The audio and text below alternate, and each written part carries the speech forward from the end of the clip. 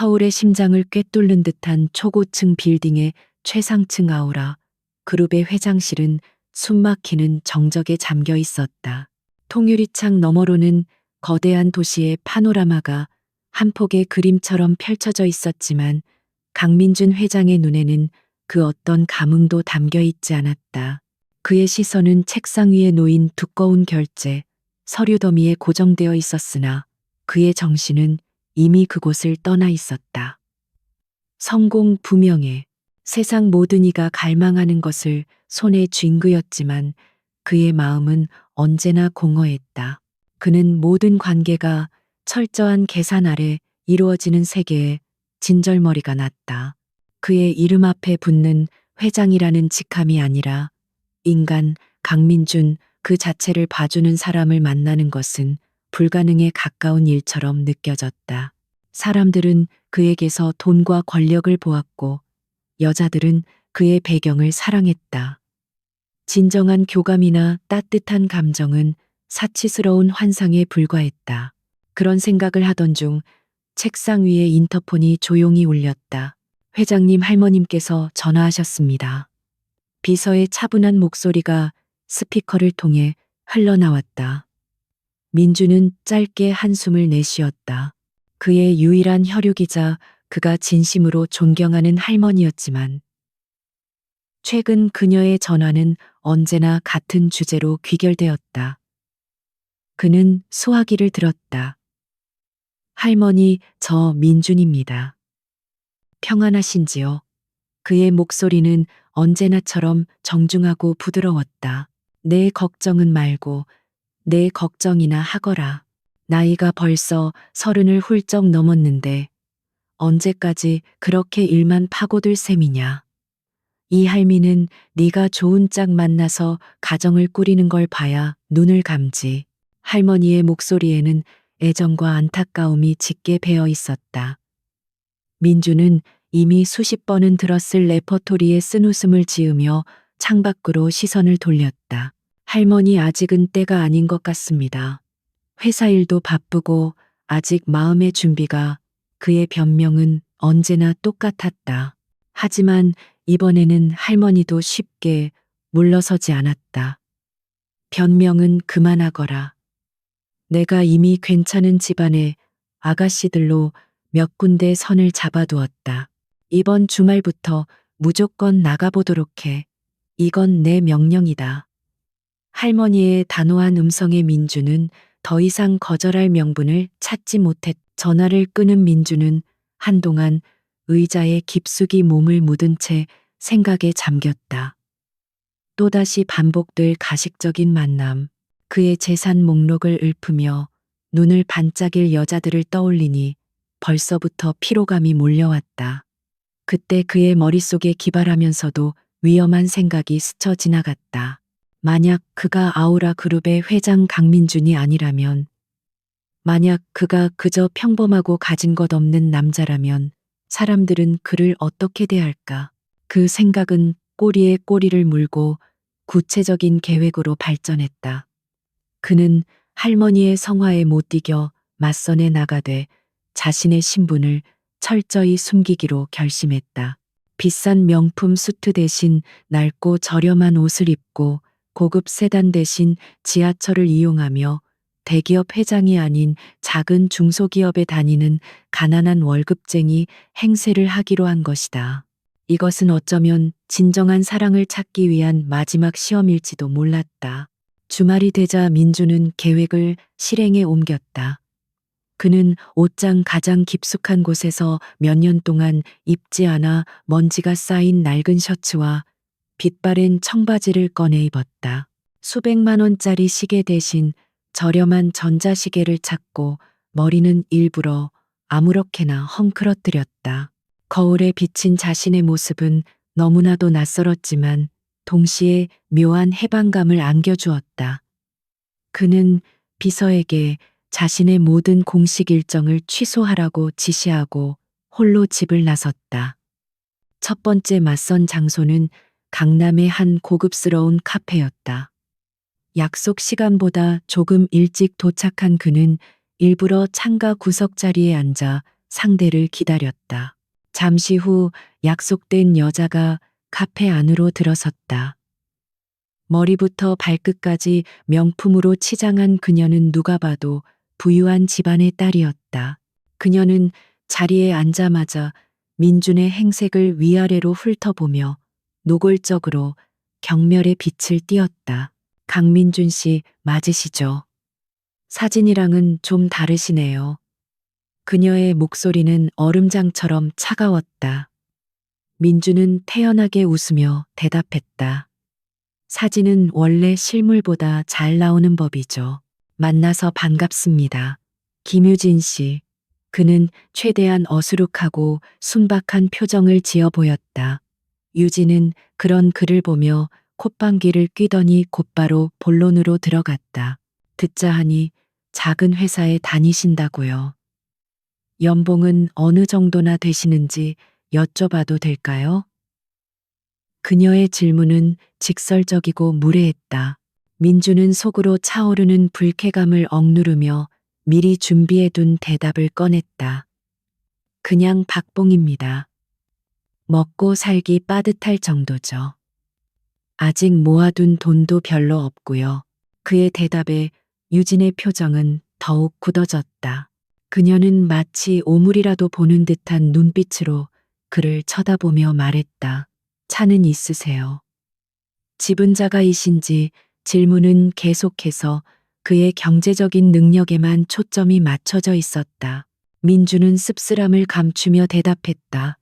차는 없습니다. 대중교통을 이용하고 있고 집은 월세로 작은 원룸에 살고 있습니다. 그 말이 끝나자마자 유진은 들고 있던 포크를 소리나게 내려놓았다. 지금 저랑 장난하세요. 주선자가 강민준 씨에 대해 이야기했을 땐 이 정도일 줄은 몰랐는데 정말 최악이네요. 그녀의 목소리는 더 이상 경멸을 감추지 않았다. 주변 사람들이 힐끔힐끔 쳐다보기 시작했지만 그녀는 아랑곳하지 않았다. 어떻게 이런 차림으로 선을 보러 나올 생각을 하셨죠? 기본적인 예의도 없으신가 봐요. 제 귀한 시간을 이런 식으로 낭비하게 만들다니 정말 불쾌하네요. 유진은 자리에서 벌떡 일어나 가방을 챙겼다.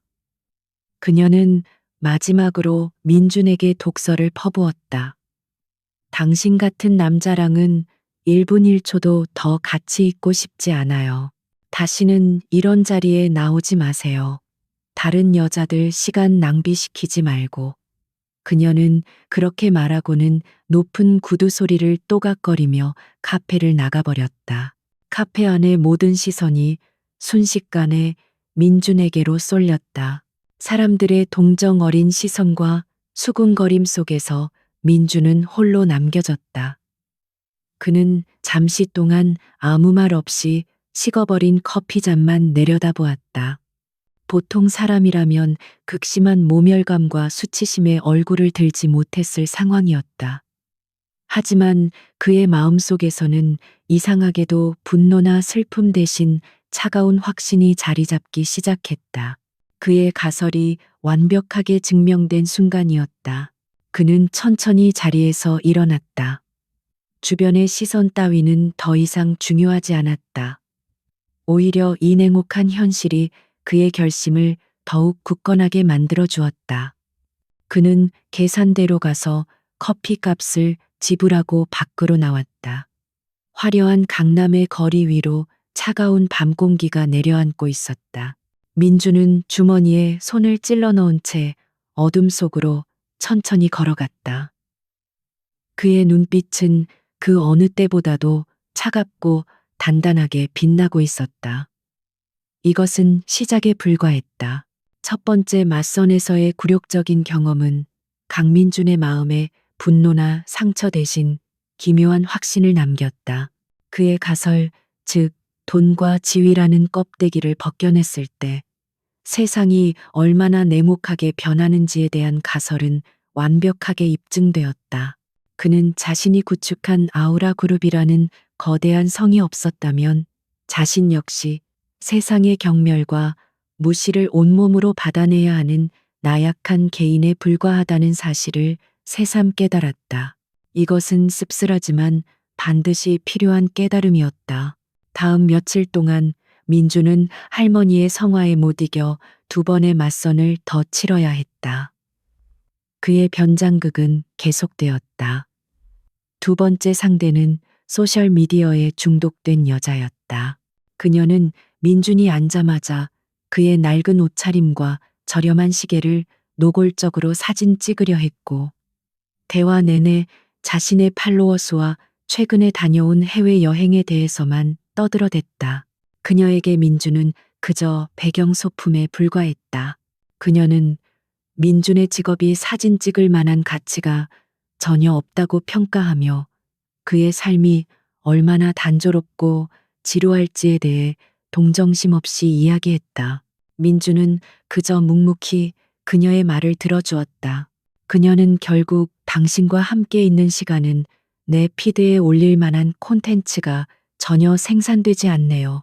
라는 말을 남기고는 거울을 보며 립스틱을 고쳐 바른 뒤 자리를 떠났다.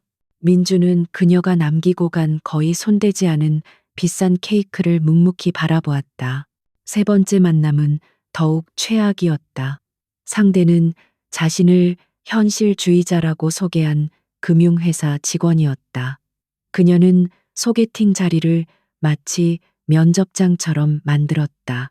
그녀는 민준에게 현재의 연봉, 미래의 연봉, 상승 가능성, 부모님의 노후 준비 상태, 그리고 서울 시내에 아파트를 마련하기 위한 구체적인 계획이 있는지 등을 집요하게 캐물었다. 그녀의 눈은 감정 없이 오직 숫자를 좇고 있었다. 민준이 자신의 빠듯한 월급과 불투명한 미래에 대해 솔직하게 털어놓자 그녀는 마치 부실 채권을 심사하는 듯한 표정으로 그를 평가했다. 강민준 씨의 현재 재무 상태로는 서울에서의 결혼 생활은 불가능에 가깝네요. 제 인생 계획에 당신은 너무 큰 리스크 요인입니다. 그녀는 그렇게 결론 내리고는 차갑게 돌아섰다.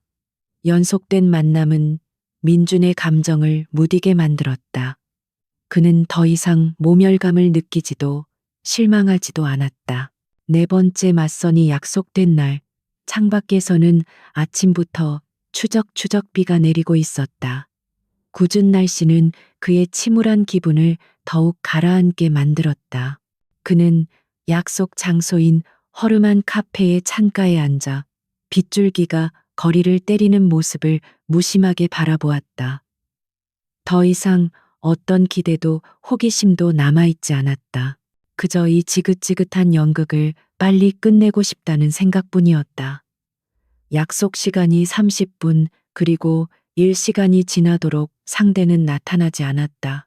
아마도 주선자를 통해 그의 형편없는 조건에 대한 이야기를 전해 듣고 약속을 일방적으로 취소한 것이 분명했다.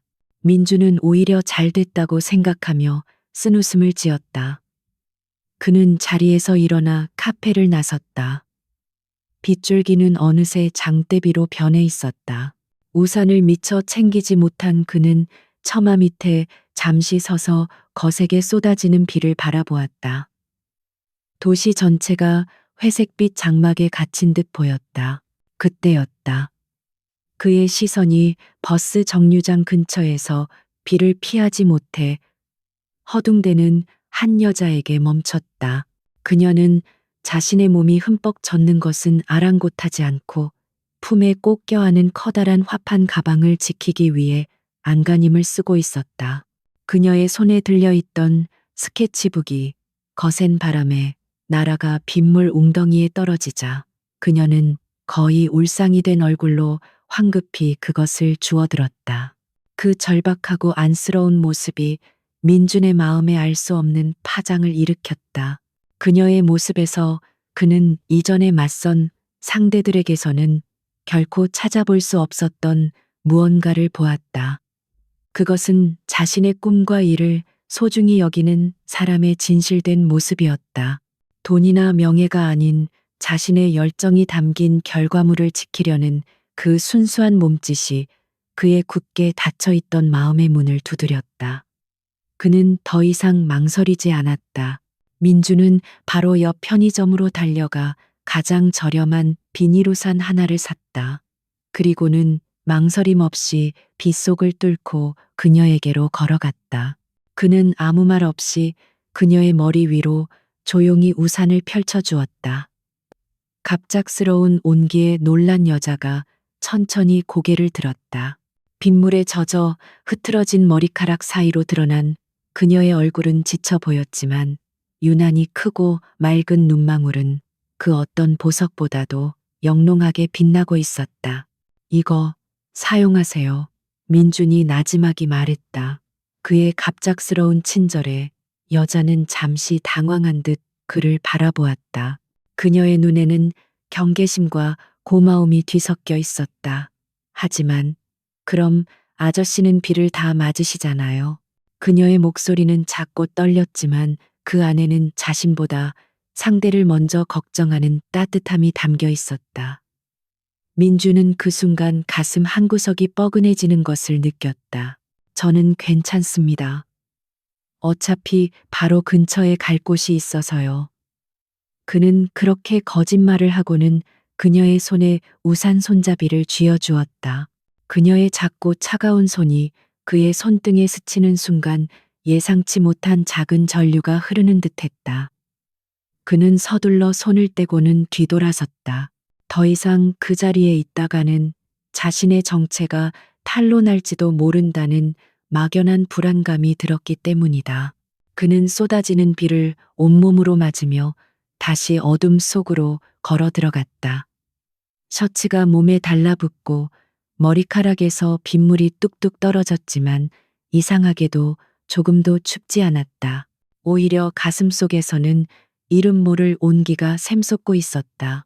가식과 허영으로 가득 찬 만남들 속에서 차갑게 식어버렸던 그의 마음에 이름도 모르는 한 여자가 남긴 순수한 눈빛과 작은 배려가 따뜻한 불씨를 지핀 것이다.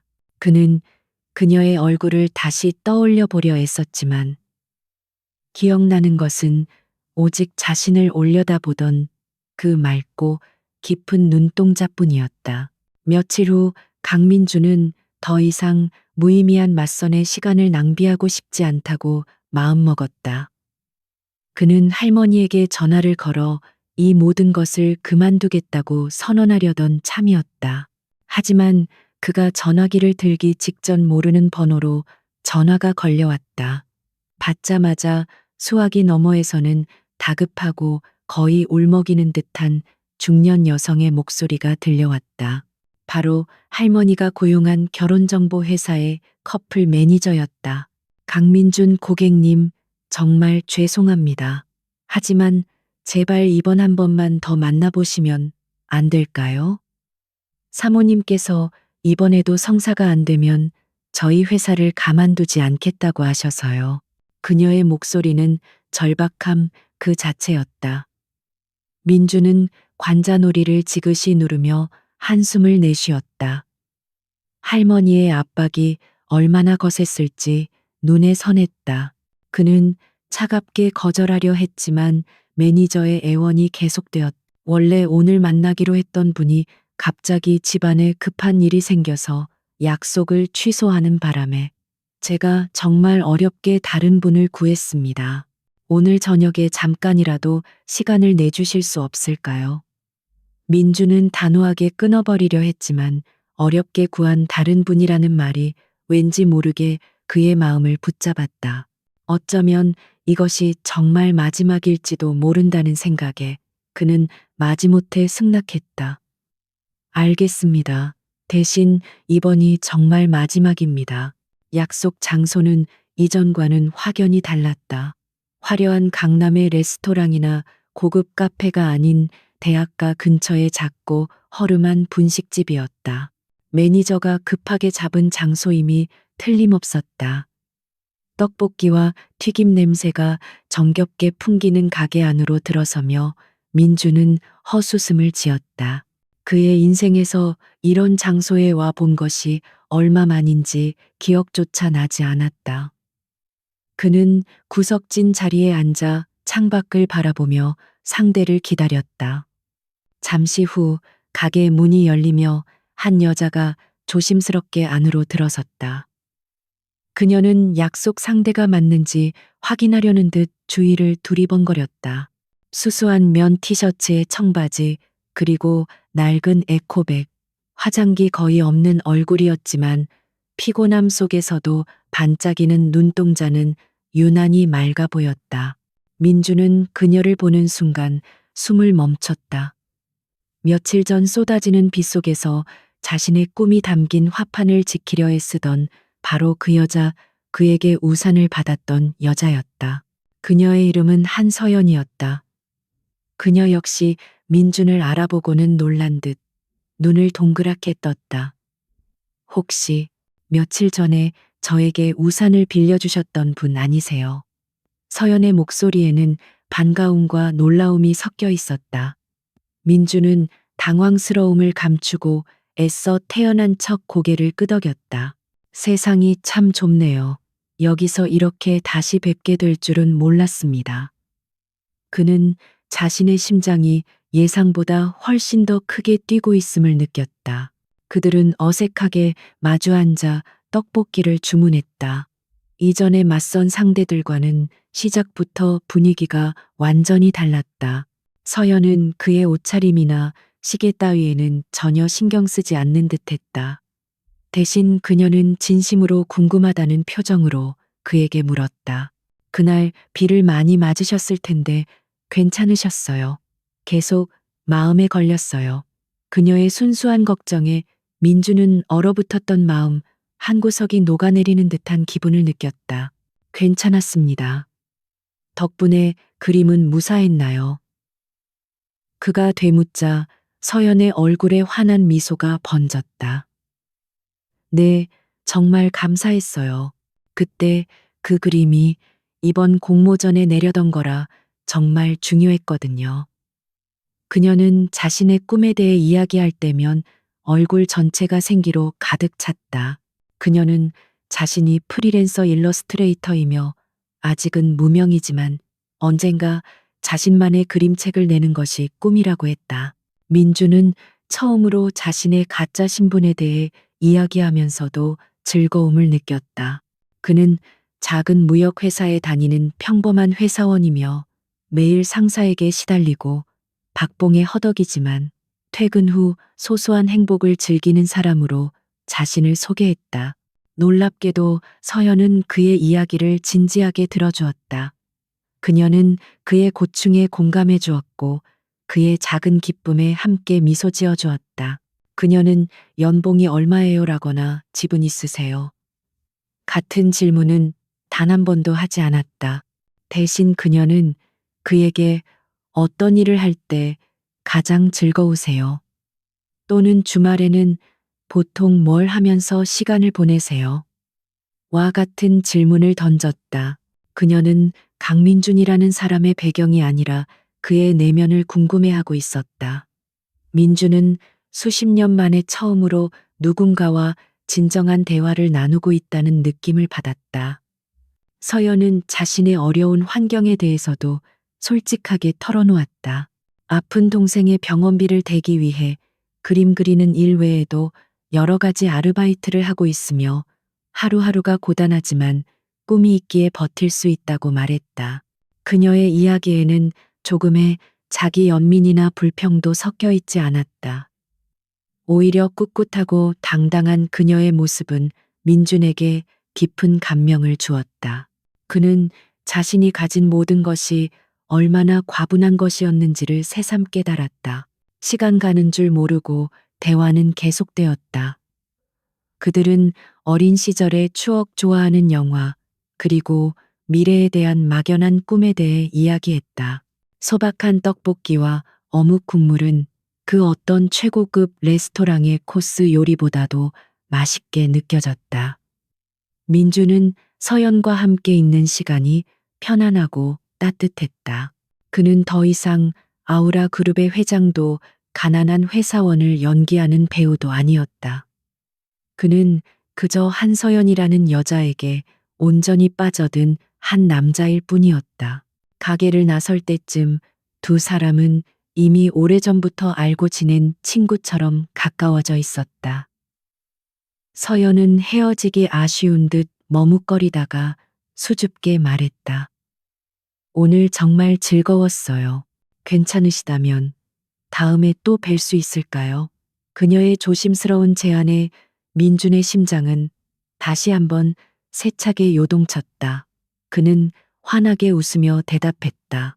물론입니다. 저도 오늘 정말 즐거웠습니다. 다음엔 제가 맛있는 거 사겠습니다.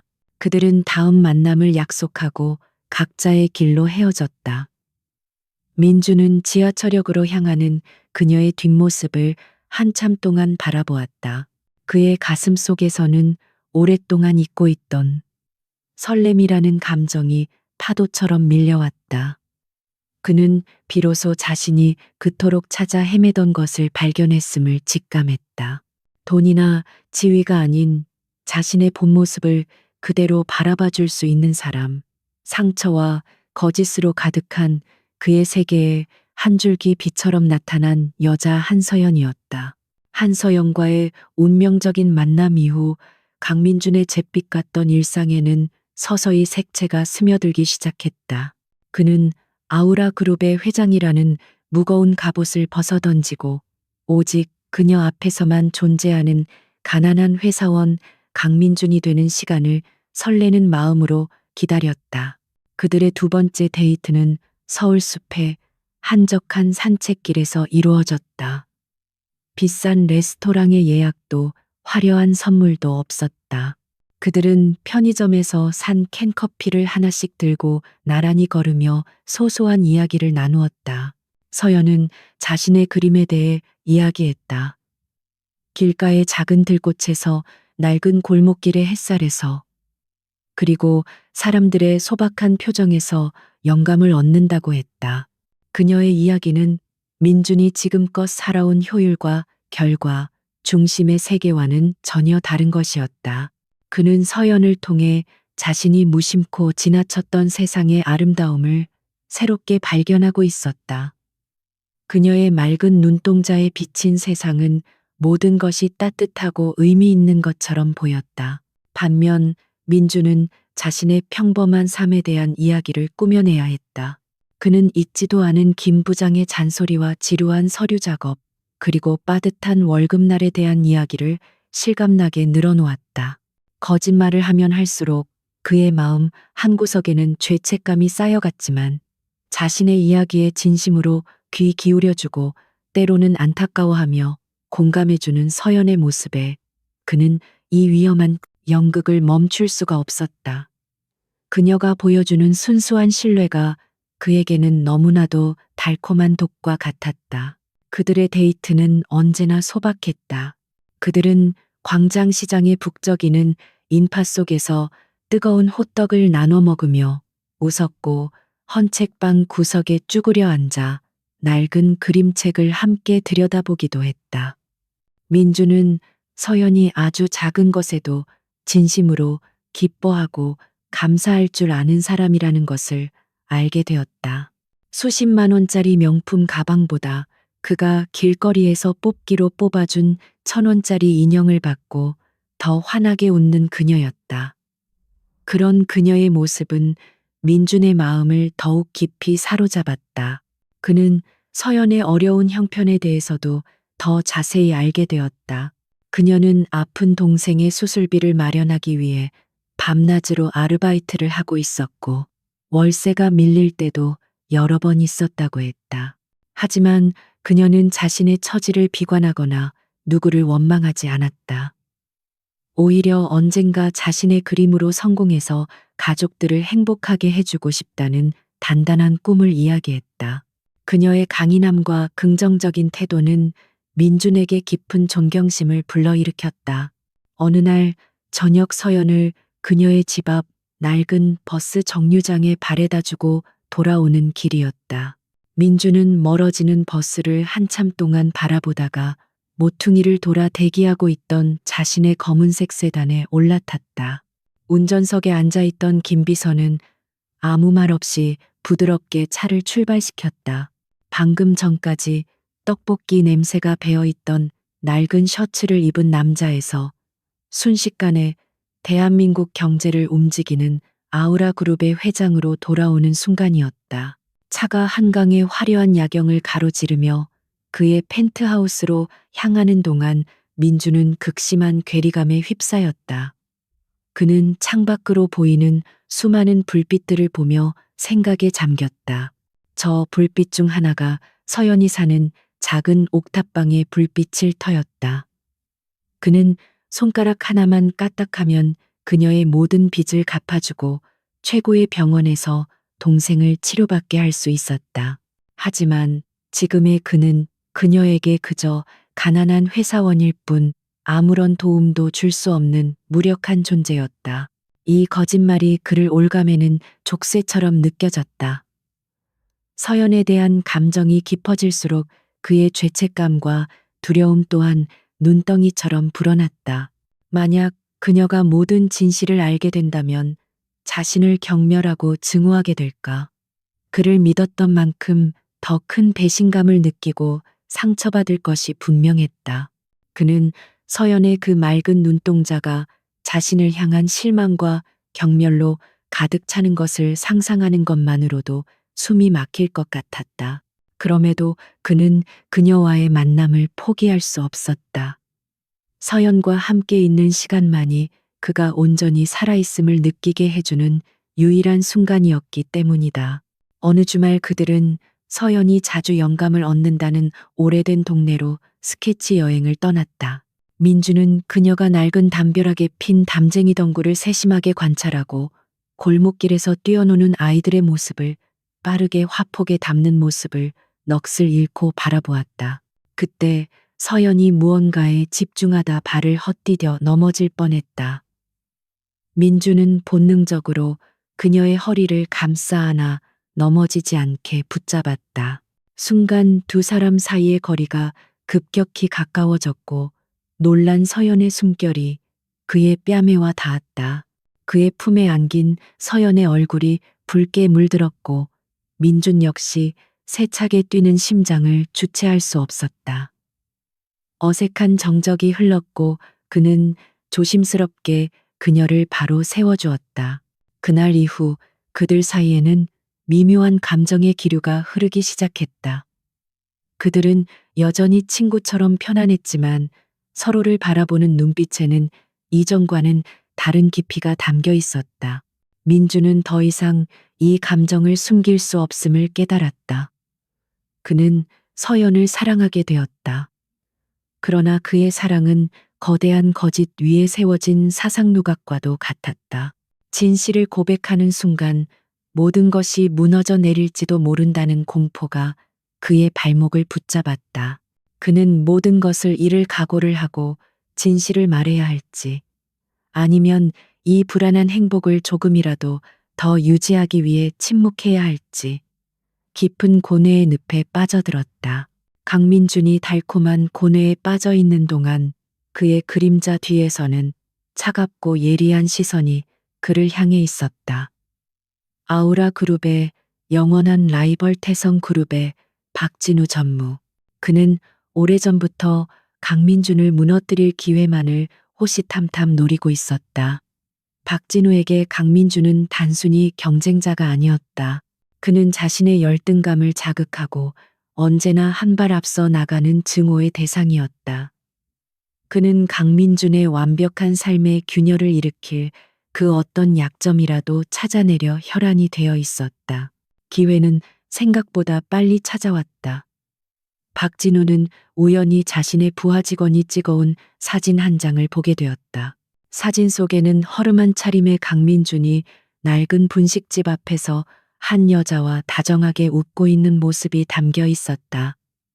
박진우는 처음에는 자신의 눈을 의심했다. 대한민국 재계를 호령하는 아우라 그룹의 회장이 저런 누추한 모습으로 저런 여자와 어울린다는 것은 상상조차 할 수 없는 일이었다. 그는 즉시 사람을 풀어 강민준의 뒤를 밟게 했다. 며칠간의 미행 끝에 올라온 보고는 충격적이었다. 강민준이 자신의 신분을 숨기고 가난한 회사원 행세를 하며 한서연이라는 무명의 일러스트레이터를 만나고 있다는 사실이 밝혀진 것이다. 박진우는 보고서를 읽으며 광기 어린 웃음을 터뜨렸다. 이것은 그가 꿈에 그리던 완벽한 기회였다.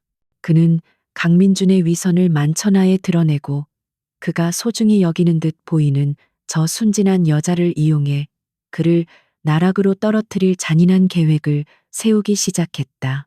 그의 계획은 교활하고 정교했다. 그는 아우라 그룹이 주최하는 연말 자선 파티에 대한 정보를 입수했다. 수많은 정재계 인사들과 언론이 주목하는 그 자리야말로 강민준에게 최고의 굴욕을 선사할 완벽한 무대였다. 박진우는 자신이 운영하는 유령 회사를 통해 여러 이벤트 대행사에 하청을 주었고 그중 한 곳을 통해 한서연에게 파티의 케이터링 스태프로 일해달라는 제안을 넣도록 지시했다. 물론 평소보다 훨씬 높은 시급을 제시하는 것을 잊지 않았다. 동생의 병원비 때문에 단 한 푼의 돈이 아쉬웠던 서연에게 그 제안은 거절할 수 없는 유혹이었다.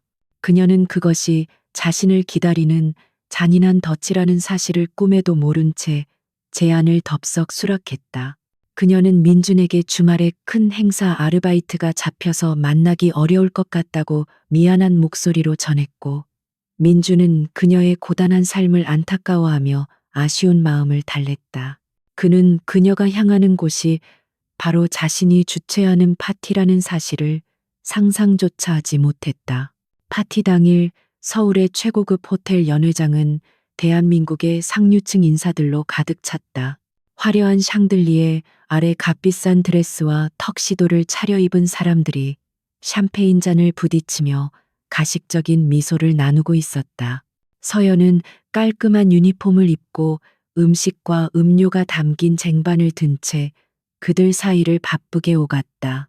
눈앞에 펼쳐진 별세계 같은 풍경에 잠시 위축되기도 했지만 그녀는 곧 자신의 일에 집중하기 위해 애썼다.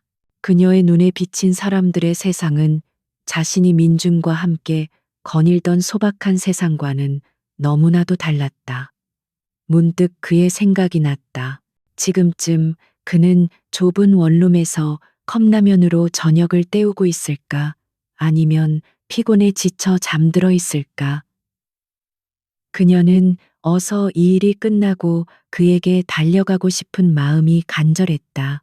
그때 연회장의 모든 조명이 꺼지고 무대 위로 스포트라이트가 집중되었다. 사회자가 마이크를 잡고 우렁찬 목소리로 외쳤다. 신사, 숙녀 여러분, 오늘 이 뜻깊은 자리를 마련해 주신 아우라 그룹의 강민준 회장님을 뜨거운 박수로 맞이해 주시기 바랍니다. 그 이름이 불리는 순간 서연의 심장이 쿵 하고 내려앉았다. 강민준 설마 동명이인이겠지. 그녀는 애써 불안한 마음을 진정시키려 했다. 하지만 잠시 후 무대 위로 걸어 나오는 한 남자의 모습을 본 순간 그녀의 세상은 산산조각 나고 말았다. 언제나 낡은 셔츠와 청바지 차림이던 그가 한치의 오차도 없이 완벽하게 재단된 최고급 턱시도를 입고 있었다. 어수룩하고 순박한 미소 대신 수백 명의 군중을 압도하는 자신감 넘치고 여유로운 표정을 짓고 있었다. 그녀가 알던 가난한 회사원 강민주는 그곳에 없었다. 그곳에는 대한민국을 움직이는 거대 제국의 황제 아우라 그룹의 회장 강민준만이 서 있을 뿐이었다. 서연의 손에서 힘이 빠져나가며 그녀가 들고 있던 쟁반이 바닥으로 요란한 소리를 내며 떨어졌다. 샴페인 잔들이 깨지며 사방으로 파편이 튀었다. 연회장의 모든 시선이 순간적으로 그녀에게 쏠렸다. 무대 위에서 연설을 시작하려던 민준 역시 그 소리에 놀라 소리가 난 쪽으로 고개를 돌렸다. 그리고 그는 보았다. 하얀 유니폼을 입은 채 세상의 모든 빛을 잃어버린 듯한 텅 빈 눈으로 자신을 바라보고 있는 한서연을. 두 사람의 시선이 허공에서 부딪혔다. 민준의 얼굴에서 핏기가 사라지고 그의 눈동자는 극심한 충격과 절망으로 흔들렸다. 그는 모든 것을 설명하기 위해 그녀에게 달려가고 싶었지만 수많은 카메라와 시선에 붙잡혀 꼼짝할 수 없었다. 서연은 배신감에 온몸이 떨려왔다. 그와의 모든 순간, 그가 나누었던 모든 이야기, 그가 보여주었던 모든 따뜻함이 잔인한 기만극이었다는 사실이 그녀의 심장을 갈갈이 찢어 놓았다. 그녀는 자신이 얼마나 어리석고 순진했는지 깨달았다. 부유한 남자의 심심풀이, 장난감, 그의 지루한 일상을 위한 유흥거리에 불과했던 것이다. 눈물이 뺨을 타고 하염없이 흘러내렸다. 그녀는 더 이상 그곳에 서 있을 수 없었다. 그녀는 뒤돌아서서 미친 듯이 연회장을 뛰쳐나갔다. 차가운 밤 공기가 그녀의 젖은 뺨을 아프게 스쳤다. 멀리서 박진우가 이 모든 광경을 지켜보며 만족스러운 미소를 짓고 있었다. 그의 복수는 이제 막 시작되었을 뿐이었다. 차가운 밤 공기를 가르며 한서연은 목적지도 없이 달렸다.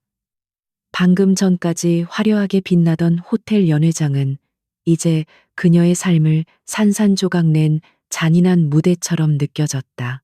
눈에서는 뜨거운 눈물이 멈추지 않고 흘러내려 시야를 흐릿하게 만들었다.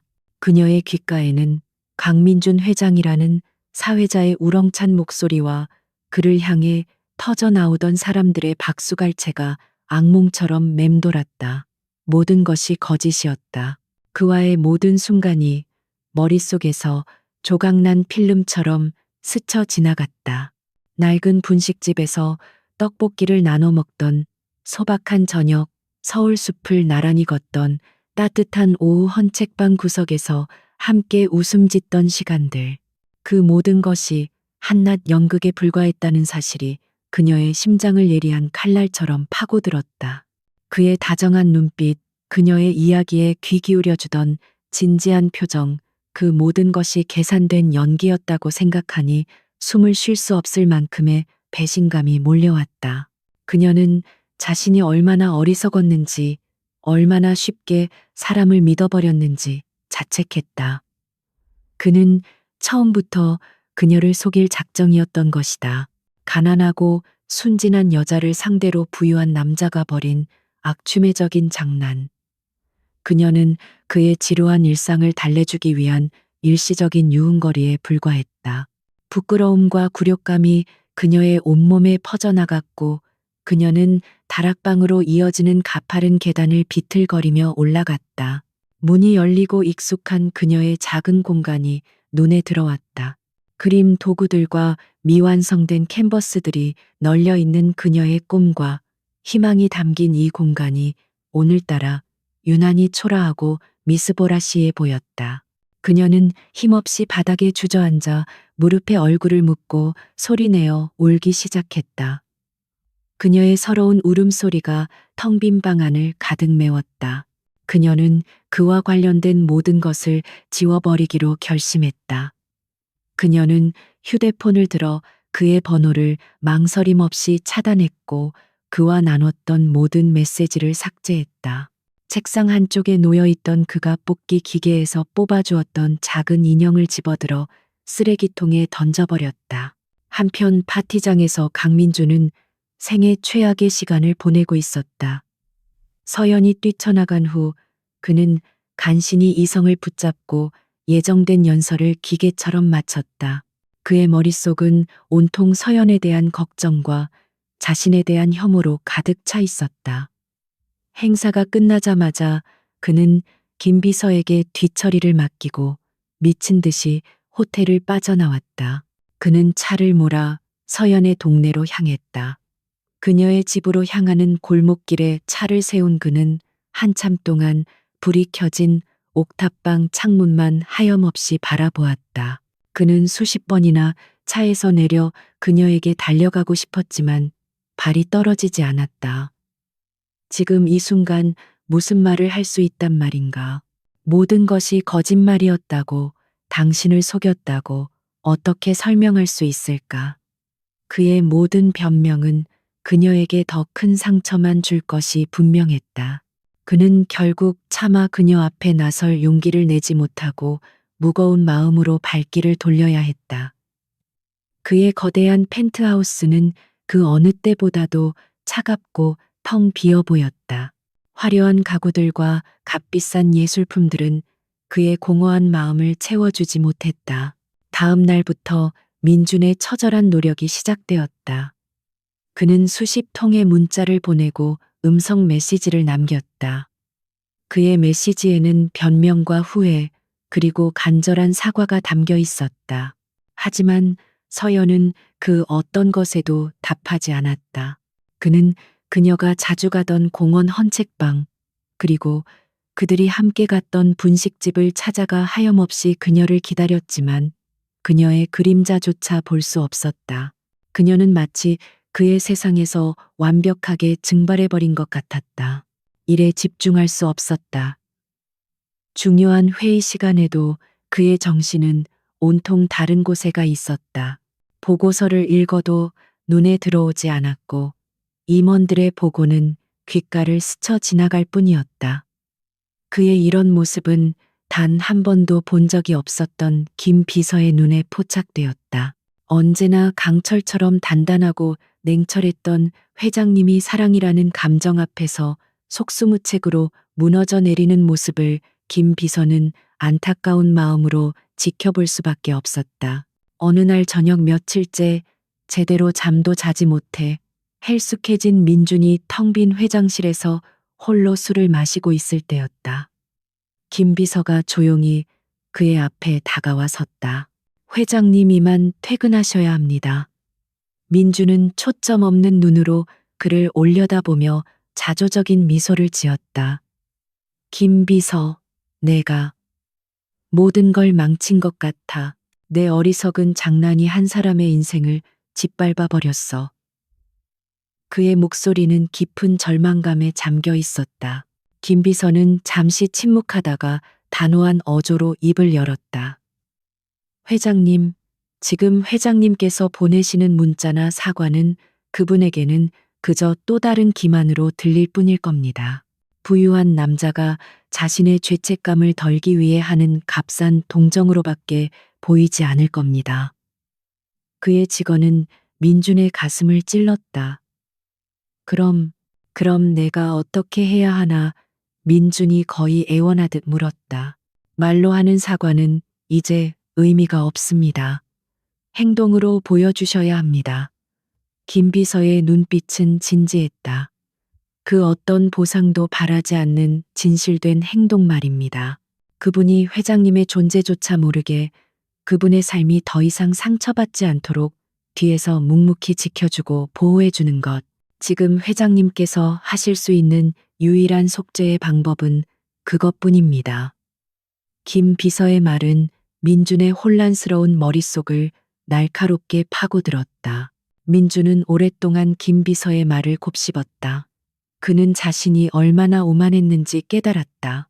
그는 돈과 권력으로 모든 것을 해결할 수 있다고 믿었지만 한 사람의 진심과 상처받은 마음 앞에서는 그것들이 얼마나 무력한지를 뼈저리게 느끼고 있었다. 서영과 자신 사이에는 이제 두껍고 높은 거짓의 벽이 세워져 있었다.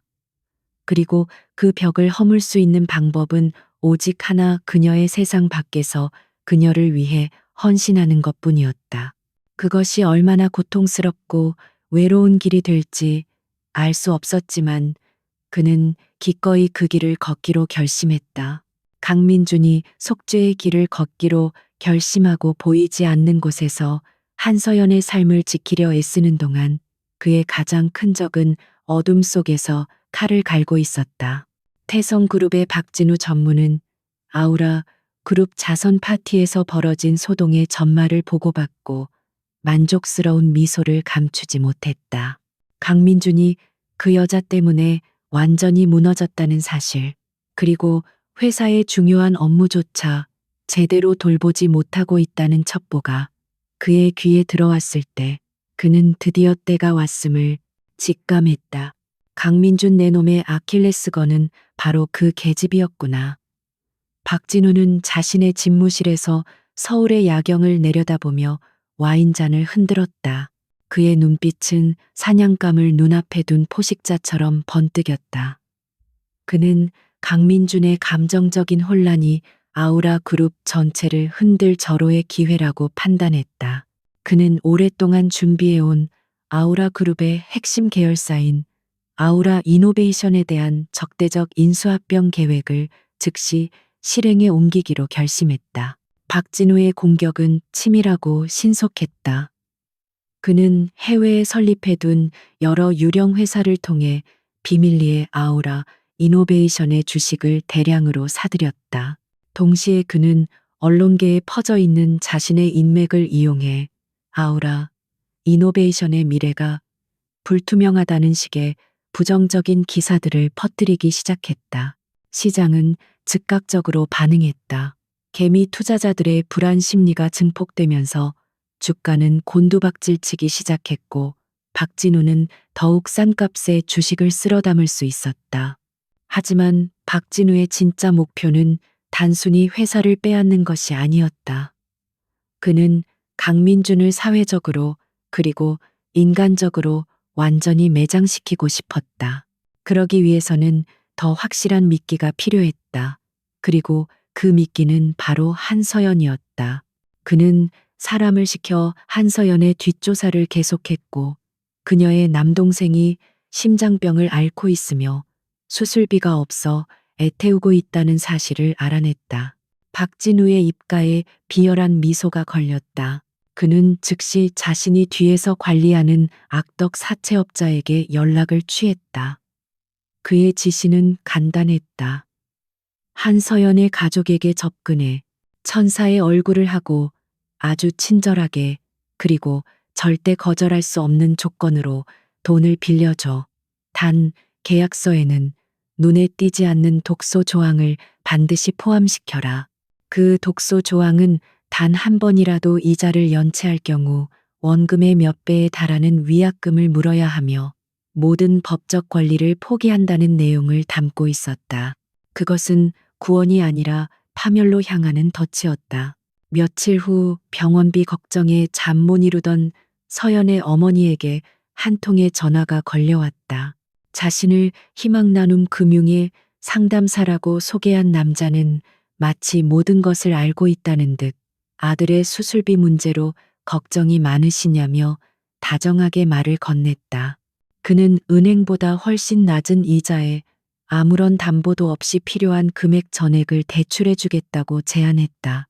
절망에 빠져 있던 서연의 어머니에게 그의 목소리는 마치 천사의 음성처럼 들렸다. 그녀는 혹시 사기가 아닐까 잠시 의심했지만 상담사의 감언이설과 그럴듯하게 꾸며진 서류에 결국 넘어가고 말았다. 그녀는 서연에게는 아는 분에게 급히 돈을 빌렸다고만 둘러대고 며칠 후 떨리는 손으로 계약서에 도장을 찍었다. 그녀는 깨알같이 작은 글씨로 적힌 무서운 조항들을 미처 확인하지 못했다. 그렇게 박진우가 파놓은 교활한 함정에 서연의 가족은 속수무책으로 발을 들여놓고 말았다. 같은 시각 강민주는 아우라 이노베이션의 주가 폭락 사태로 인해 비상이사회를 소집했다. 회의실의 공기는 얼음장처럼 차가웠다.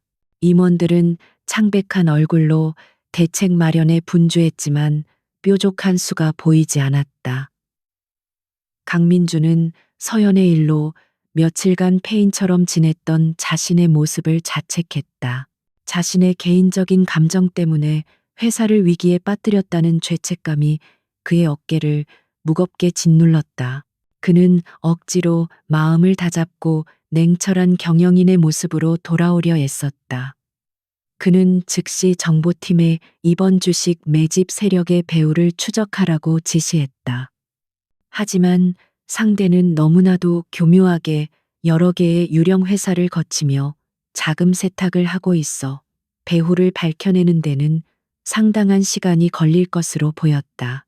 강민주는 이 모든 것이 너무나도 조직적이고 계획적으로 이루어지고 있다는 사실에 누군가 의도적으로 자신을 노리고 있음을 직감했다. 이건 단순한 시장의 움직임이 아니야. 누군가 아우라를 통째로 삼키려고 하고 있어. 회의를 마친 후 민주는 자신의 집무실에서 김 비서에게 나지막이 말했다. 그의 눈빛은 더 이상 슬픔에 젖어 있지 않았다. 대신 차가운 분노와 전사의 투지가 이글거리고 있었다. 그는 서연에게 씻을 수 없는 상처를 준 자신을 용서할 수 없었지만, 그렇다고 해서 자신의 아버지와 할아버지가 피땀으로 일군 회사를 이대로 무너뜨릴 수는 없었다. 그는 밤낮으로 회사에 머물며 위기 상황을 진두지휘하기 시작했다. 그는 모든 감정을 차단하고 오직 일에만 몰두했다. 하지만 밤이 깊어지면 홀로 남은 집무실에서 그는 어김없이 서연을 떠올렸다. 그녀가 지금 어떻게 지내고 있을지, 혹시 자신 때문에 더 큰 어려움을 겪고 있는 것은 아닐지, 온갖 걱정들이 그의 마음을 핥히었다. 그는 아직 박진우의 또 다른 음모가 그녀의 삶을 옥죄어오고 있다는 사실은 까맣게 모르고 있었다. 기업을 향한 공격과 한 여인을 향한 비열한 함정 두 개의 전선에서 박진우의 복수극은 서서히 그리고 잔인하게 막을 올리고 있었다. 아우라 이노베이션에 대한 적대적 M&A 시도는 강민준을 벼랑 끝으로 몰아붙이는 듯 보였다. 하지만 박진우가 간과한 것이 있었다. 강민준은 절망 속에서 무너지는 나약한 남자가 아니었다. 그는 거대한 폭풍의 눈 속에서 오히려 더욱 냉철해지고 강해지는 타고난 승부사였다.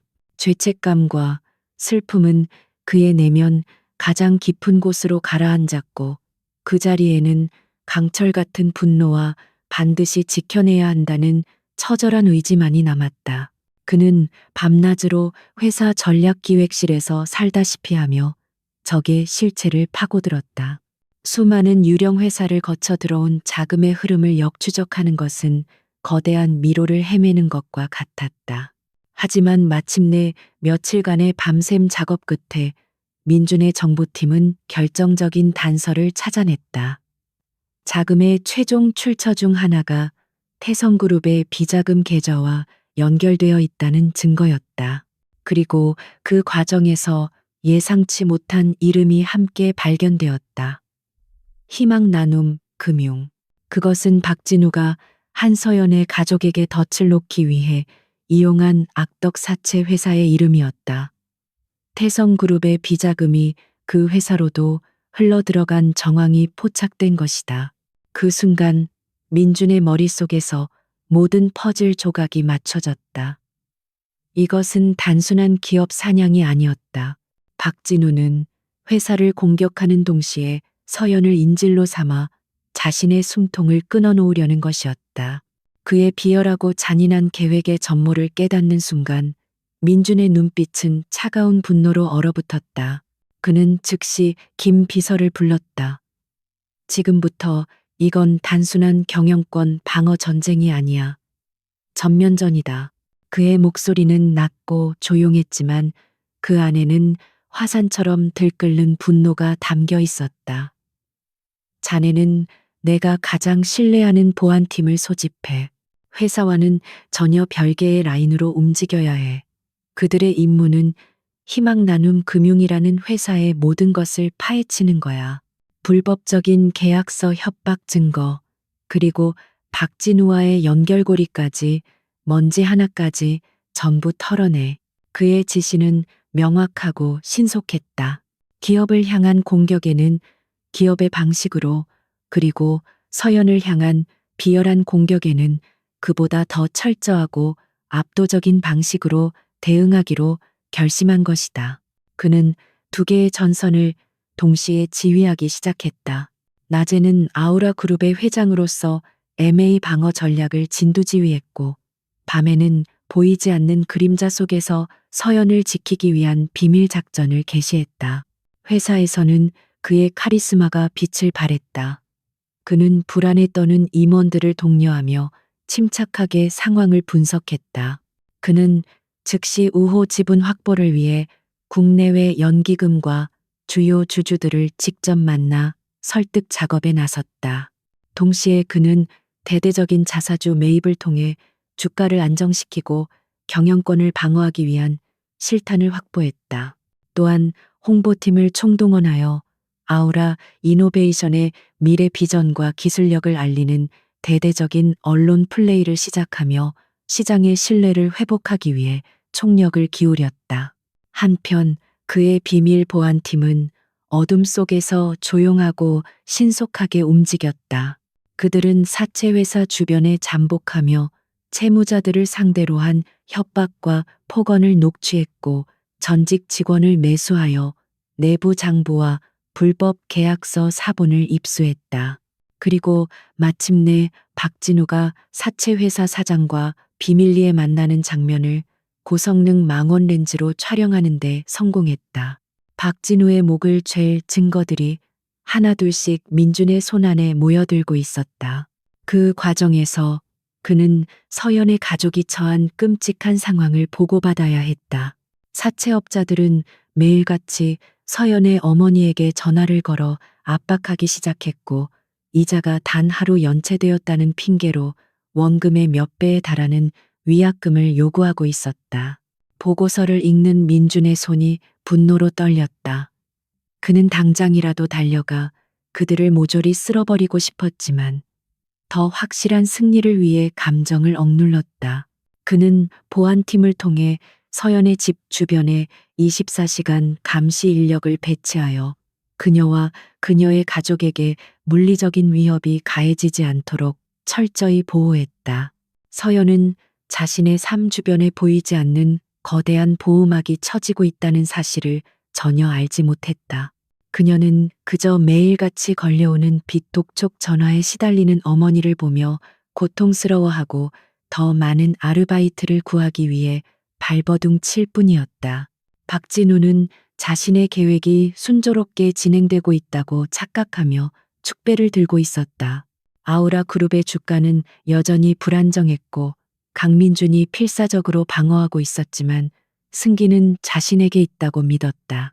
그는 곧 사채업자들을 이용해 한서연을 직접 압박하고 그녀를 미끼로 강민준을 협상 테이블로 끌어낼 계획을 세우고 있었다. 그는 강민준이 이미 자신의 모든 계획을 꿰뚫어보고 자신의 목을 향해 서서히 올가미를 조여오고 있다는 사실은 꿈에도 생각지 못했다. 사냥꾼이 어느새 사냥감이 되어버린 것이다. 모든 증거가 확보되고 반격의 준비가 끝났을 때 민주는 창밖의 어두운 도시를 내려다보며 차갑게 읊조렸다.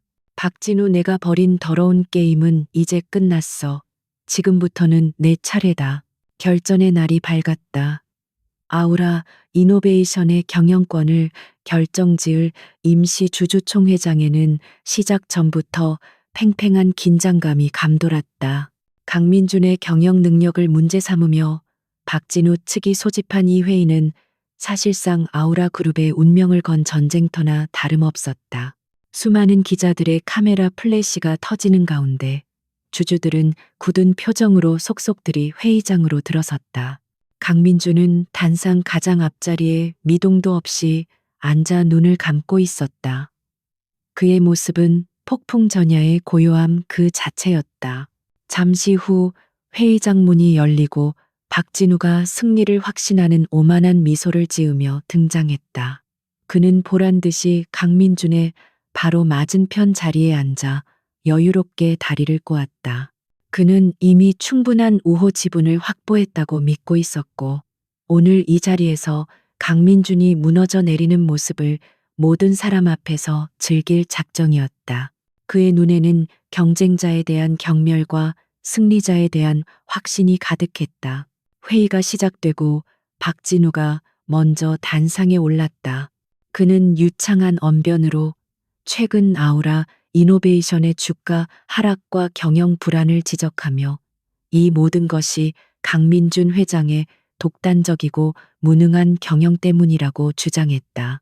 그는 자신이 아우라 이노베이션을 이끌게 된다면 더욱 투명하고 효율적인 경영으로 주주들의 이익을 극대화할 것이라는 달콤한 약속을 늘어놓았다.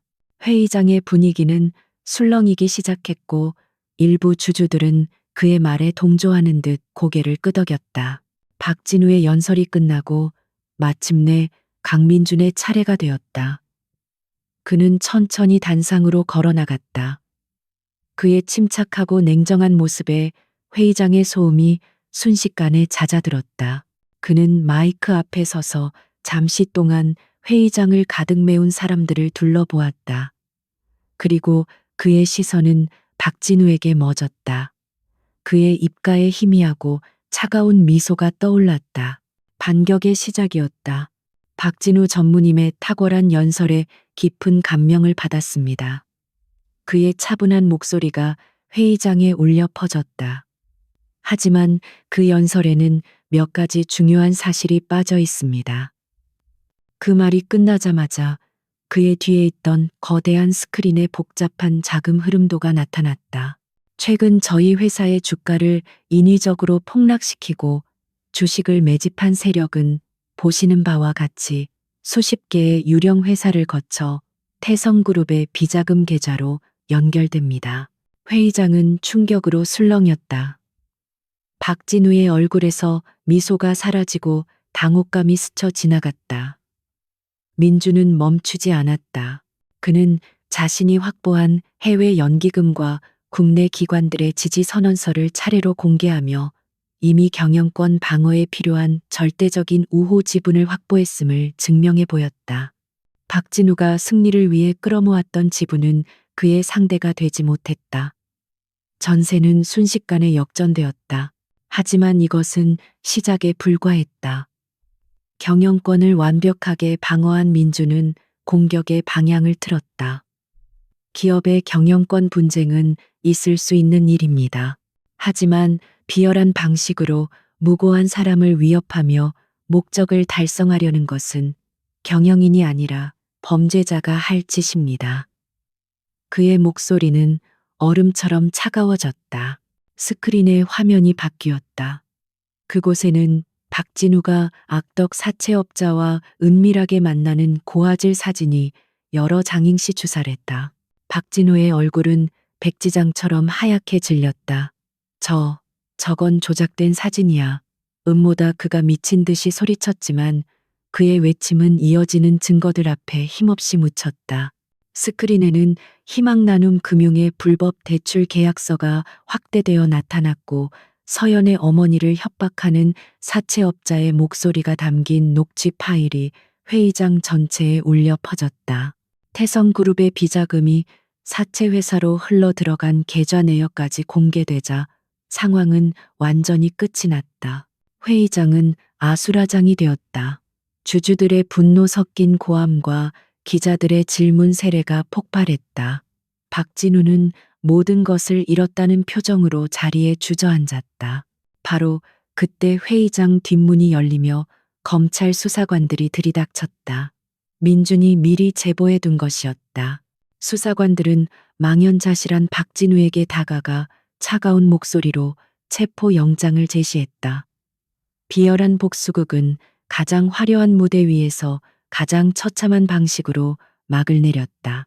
강민주는 아수라장이 된 회의장을 뒤로하고 조용히 빠져나왔다. 그의 얼굴에는 승리의 기쁨 대신 깊은 피로감과 무거운 책임감이 어려 있었다. 기업을 지키는 전쟁은 끝났지만 그에게는 더 중요하고 어려운 일이 남아 있었다. 그는 차를 몰아 서연이 사는 동네로 향했다. 그는 그녀의 집 앞이 아닌 예전에 그녀와 함께 갔었던 작은 공원의 벤치에 앉아 말없이 그녀를 기다렸다. 한편 서연은 하루아침에 벌어진 일들에 정신을 차릴 수가 없었다. 아침에 갑자기 경찰이 찾아와 어머니가 불법 사채 계약의 피해자라는 사실을 알려주었고 모든 빚이 법적으로 무효 처리되었다는 통보를 받았다. TV 뉴스에서는 온통 강민준과 박진우 그리고 태성그룹의 비리 사건에 대한 이야기뿐이었다. 혼란스러운 마음을 정리하기 위해 밖으로 나온 그녀는 자신도 모르게 발걸음이 향한 공원에서 그를 발견했다. 그는 지치고 상처 입은 모습으로 벤치에 앉아 있었다. 그녀가 다가가자 그는 천천히 고개를 들어 그녀를 바라보았다. 그의 눈에는 더 이상 어떤 거짓이나 오만함도 없었다. 오직 깊은 후회와 진심만이 담겨 있었다. 그는 자리에서 일어나 그녀의 앞에 섰다. 그는 변명하지 않았다. 그저 처음부터 모든 것을 고백하기 시작했다. 왜 그런 어리석은 연극을 시작했는지, 그녀를 만나고 얼마나 진심으로 사랑하게 되었는지, 그리고 자신의 거짓말이 그녀에게 얼마나 큰 상처를 주었는지, 그는 박진우의 음모를 알게 된 후 그녀를 지키기 위해 했던 모든 일들을 털어놓았다. 그는 용서를 구하지 않았다. 그저 모든 진실을 그녀 앞에 남김없이 내려놓을 뿐이었다. 내가 당신에게 한 모든 일은 용서받을 수 없다는 걸 알아. 단지 내 마음만은 진심이었다는 것, 그리고 당신을 지키고 싶었다는 것, 그것만은 알아주길 바랐어. 그의 목소리는 미세하게 떨리고 있었다. 서연은 아무 말 없이 그의 이야기를 들었다. 그녀의 뺨 위로 뜨거운 눈물 한 줄기가 흘러내렸다. 배신의 상처와 그를 향한 연민, 그리고 혼란스러운 감정들이 뒤섞여 그녀의 마음속에서 거센 소용돌이를 일으키고 있었다. 공원의 차가운 공기 속에 강민준의 마지막 고백이 흩어졌다. 한서연은 아무 말도 하지 못하고 그저 그를 바라보았. 그녀의 마음속에서는 거대한 폭풍이 휘몰아치고 있었다. 그를 향한 원망과 배신감, 그의 진심 어린 후회에서 느껴지는 안타까움, 그리고 자신과 가족을 지켜준 것에 대한 혼란스러운 고마움. 이 모든 감정들이 뒤엉켜 무엇이 진짜 자신의 마음인지 알 수 없었다. 그의 거짓말은 그녀의 순수했던 믿음을 산산조각 냈다. 그 상처는 너무나 깊어서 쉽게 아물 것 같지 않았다. 하지만 동시에 그의 행동은 그가 했던 모든 말을 증명하고 있었다. 그는 말로만 용서를 구한 것이 아니라 보이지 않는 곳에서 그녀의 삶을 지키기 위해 모든 것을 걸었다. 박진우라는 거대한 아기에 맞서 그녀를 지켜준 것은 가난한 회사원이 아니라 아우라그룹의 회장 강민준이었다. 한참의 침묵 끝에 서연이 마침내 입을 열었다. 그녀의 목소리는 눈물에 젖어 있었지만 이상하리만치 차분했다. 지금은 아무 생각도 할 수가 없어요. 뭐가 진실이고 뭐가 거짓이었는지, 내 감정이 어떤 건지 아무것도 모르겠어요. 그녀는 흔들리는 눈으로 그를 바라보았다. 나에게 시간이 필요해요. 그녀의 말은 거절도 용서도 아니었다. 그것은 그녀가 자신을 지키기 위해 내뱉을 수 있는 최선의 진심이었다. 민주는 그녀의 대답을 예상했다는 듯 조용히 고개를 끄덕였다. 그는 한 걸음 더 다가가 그녀를 붙잡고 싶었지만 애써 그 충동을 억눌렀다. 지금 그녀에게 필요한 것은 자신의 간절함이 아니라 오롯이 혼자만의 시간이라는 것을 알았기 때문이다. 알아. 당연한 거야. 얼마가 걸려도 좋아. 당신이 괜찮아질 때까지 나는 기다릴게. 그는 그렇게 말하고는 더 이상 그녀를 힘들게 하지 않기 위해 조용히 뒤돌아서서 공원을 떠났다. 그의 뒷모습은 승리한 기업의 총수가 아니라 사랑하는 사람의 심판을 기다리는 죄인처럼 외롭고 무거워 보였다. 그날 이후 한 달이라는 시간이 흘렀다. 두 사람의 세상은 다시 분리된 듯 보였다. 민주는 아우라 그룹의 회장으로 돌아가 박진우가 남긴 상처를 수습하고 회사를 정상 궤도에 올려놓기 위해 분주한 나날을 보냈다. 그는 이전보다 더 일에 몰두했지만 그의 주변 사람들은 그가 변했다는 것을 느낄 수 있었다. 예전의 냉정함과 오만함 대신 그의 눈빛에는 깊은 고뇌와 성찰의 흔적이 어려 있었다. 그는 매일 밤 아무런 소식도 없는 휴대폰을 하염없이 바라보다 잠이 들었다. 서연의 삶에도 많은 변화가 있었다. 동생은 무사히 수술을 마쳤고 빠르게 건강을 회복하고 있었다. 더 이상 빛 독촉에 시달리지 않게 된 어머니의 얼굴에도 웃음이 돌아왔다. 그녀는 이제 생계를 위한 아르바이트가 아닌 오직 자신의 그림에만 온전히 집중할 수 있게 되었다. 하지만 그녀의 마음은 여전히 복잡했다. 그녀는 민준이 없는 일상의 평온함 속에서 오히려 더 선명하게 그를 떠올렸다. 그녀는 그와의 기억을 되짚어 보았다. 거짓된 신분 속에서도 그가 보여주었던 따뜻함과 배려는 분명 진심이었다. 자신의 그림을 존중해주고 자신의 꿈을 응원해주던 그의 눈빛은 연기가 아니었다. 그녀는 깨닫기 시작했다. 자신이 사랑했던 것은 그의 배경이나 조건이 아니라 거짓의 껍질 속에 숨겨져 있던 그의 진짜 모습이었다는 것을. 그는 차가운 세상 속에서 진심을 갈구하던 누구보다 외로운 사람이었을지도 모른다.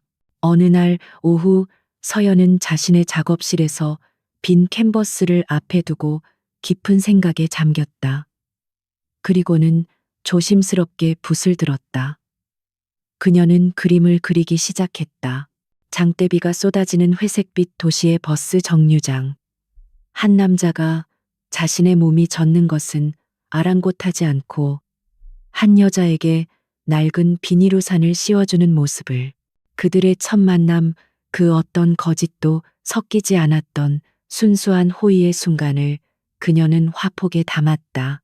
그림이 완성되자 그녀는 그림을 정성스럽게 포장했다. 그리고는 작은 카드에 짧은 메시지를 적었다. 여기서부터 다시 시작할 수 있을까요? 그녀는 주저없이 아우라그룹 본사로 그 그림을 보냈다. 수신인은 강민준 회장이었다. 그것은 그녀가 오랜 고민 끝에 내린 대답이었다. 모든 것을 용서하기는 어렵겠지만 그럼에도 불구하고 그와 함께 앞으로 나아가고 싶다는 용기 있는 고백이었다. 며칠 후 민주는 김 비서로부터 커다란 포장 상자를 건네받았다. 발신인의 이름을 확인한 순간 그의 심장은 그대로 멈추는 듯했다. 그는 떨리는 손으로 포장을 뜯었다. 그 안에서 나온 그림을 보는 순간 그의 눈시울이 뜨거워졌다.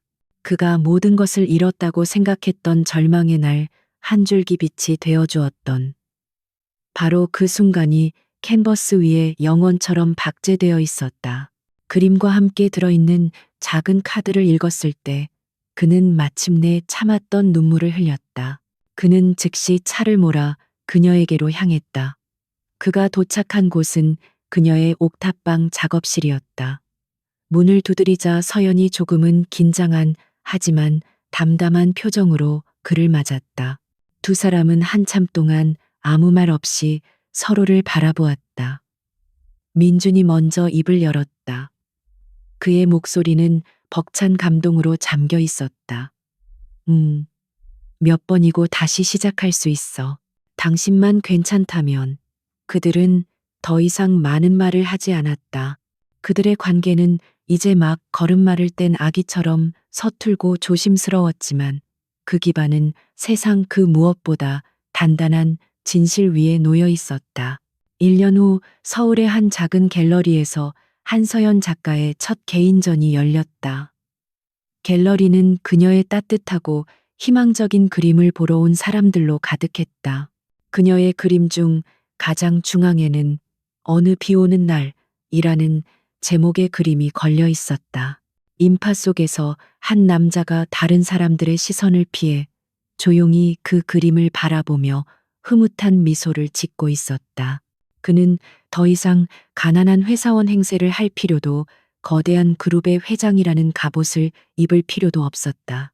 그는 그저 사랑하는 여자의 성공을 진심으로 축하해주는 남자 강민준일 뿐이었다. 전시회가 끝나고 두 사람은 나란히 서울숲의 밤길을 걸었다. 그들의 손은 굳게 맞잡혀 있었다. 그들의 사랑은 달콤한 동화처럼 시작되지는 않았다. 거짓과 상처, 후회와 용서라는 거친 파도를 온몸으로 겪어낸 후에야 비로소 피어난 꽃이었다. 하지만 바로 그 때문에 그들의 사랑은 세상 그 어떤 사랑보다도 더 단단하고 진실했다. 차가운 밤 공기 속에서 그들은 서로를 바라보며 따뜻하게 미소 지었다. 그것은 거짓의 끝에서 비로소 시작된 진정한 사랑의 시작이었다.